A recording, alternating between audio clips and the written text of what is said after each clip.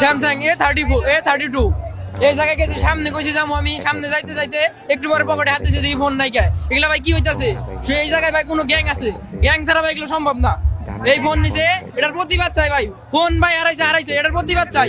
এই জায়গায় শত শত ফোন হারাইতেছে, এটার ভাই প্রতিবাদ চাই। আমরা আর কিছু চাই না, এটার প্রতিবাদ চাই ভাই। আমার টেকনো স্পার্ক গো ফোন এই জায়গা থেকে হারিয়ে গেছে, কনসার্টে আসছিলাম আমরা, এখান থেকে ভিড়ের মধ্যে হারিয়ে গেছে ভাই। কারণ কিভাবে ফোন হারাইছে এটাই বুঝতে পারতেছি না। ফোনে ফোন দিতেছি, ফোন ঢুকতেছে না ভাই। এখন ভাই কি করবো ভাই, পুরো মাথা কাজ করতেছে না ভাই একদম। এটার মধ্যে আইবার নইছি এলো অন্য অনেকখানে ফাঁকা জায়গায় খারাইছি ভাই, পকেটে হাতে দিয়ে ফোন নাই ভাই। ফোন নিছে কোনো দুঃখ নাই ভাই, বাইতে যায় কি জবরটা দিমু ভাই, কিছু বলার ভাষা নাই ভাই।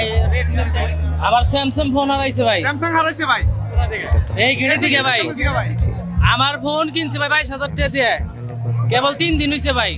পকেট হাত দিছে, ধরালাম না, খালি টান দিয়ে গেল গা, আর হাত ধরছিলাম কিন্তু ছুটে গেছে গা।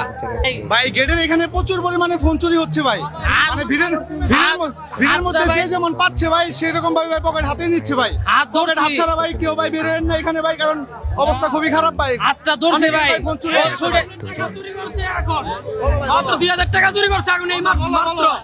এখানে টাকা চুরি হইতাছে, মোবাইল চুরি হইতাছে, এটা মানবো না আমরা কিন্তু।